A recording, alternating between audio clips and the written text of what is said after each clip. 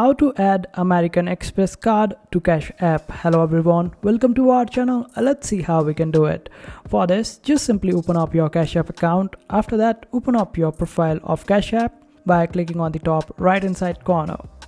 Then scroll down and here you get the option of linked banks. Simply open up and here you get the option of link debit card.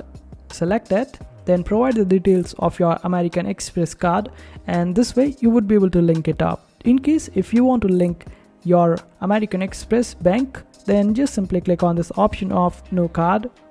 Then wait for it to load. It might take a little while, but just wait for a while. Then click on continue over here, and here you get different banks out there. In case if you're not able to see American Express, then simply search for it. And here you go. Just simply select whether it is American Express Serve or American Express. Just simply select the kind of American Express that you are looking for, and this way you would be requiring to connect it with Cash App, and this is how you do it.